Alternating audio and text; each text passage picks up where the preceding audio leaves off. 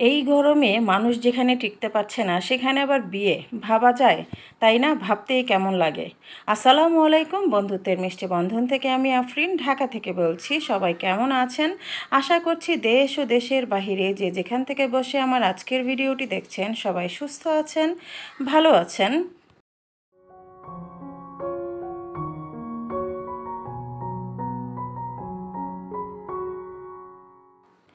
প্রতিদিনের মতো আরেকটি ডেইলি ব্লগ ভিডিও নিয়ে হাজির হয়ে গেলাম। তো দেখতেই পাচ্ছেন বিয়ে, আর বিয়েটা কার সেটা বলে দিচ্ছি আপনাদেরকে। আমার বাবার বাসার ভাড়াটিয়া, তো ওনারা আমাদের বাসায় 5 থেকে 6 বছরের মতো, আর একটু বেশিও হতে পারে, আমাদের বাসাতেই আছেন। তো সেই সুবাদে বিয়ে আর বিয়ের দাওয়াতে আমরাও পেয়েছি।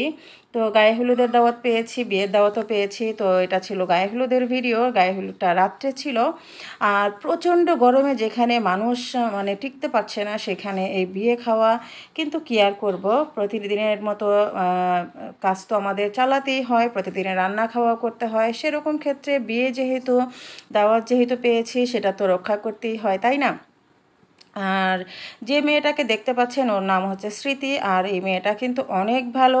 এই যে 5 থেকে 6 বছর আমাদের বাবার বাসায় ছিল, আমি কিন্তু আজ পর্যন্ত ওর মুখ দেখিনি, কারণ ও কিন্তু সবার সামনে আসতো না।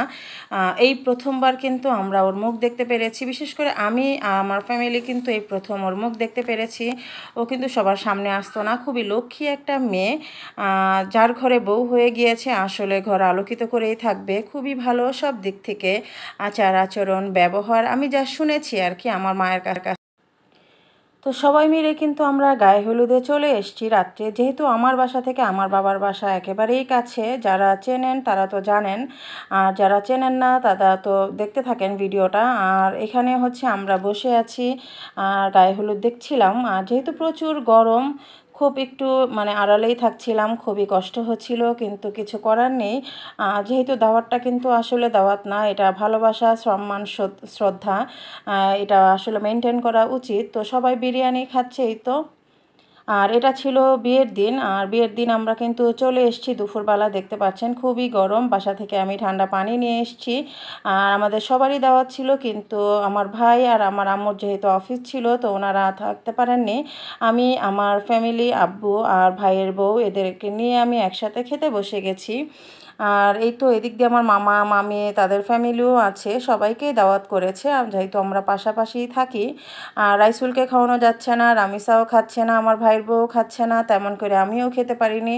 মানে সব দিক থেকে মিলিয়ে যাকে বলে একটা মানে অসহ্যনীয় একটা পরিবেশ আর কি। এত গরম ছিল। আর যদিও চারদিকে ফ্যান ছিল, তারপরও খুবই কষ্ট হচ্ছিল। আর এখানে দেখতে পাচ্ছেন আমাদের প্রতিবেশী দুই আন্টি। আর এই দুই আন্টি কিন্তু আমাদের খুবই প্রিয়, খুবই পছন্দের।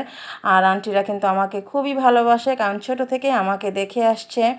ওনাদের মানে চোখের সামনে আমার বেড়ে ওঠা, বিয়ে, আমার ছেলে মেয়ে বেড়ে ওঠা, সব কিছুই। তো সবাই ওনাদের জন্য অনেক অনেক বেশি দোয়া করবেন। আর ওনাদেরকে আমি অনেক বেশি ভালোবাসি। ওনারা সবসময় আমার ভিডিও দেখেন।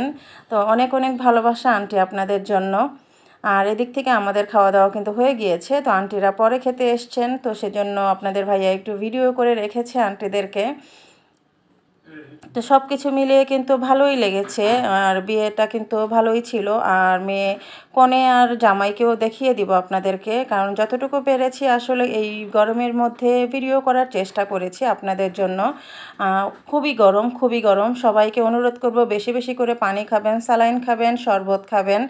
আর বাসার ভিতরে থাকার চেষ্টা করবেন, খুব বেশি দরকার না হলে বাহিরে যাবেন না। এই হচ্ছে আমাদের জামাই আর এই যে কনে।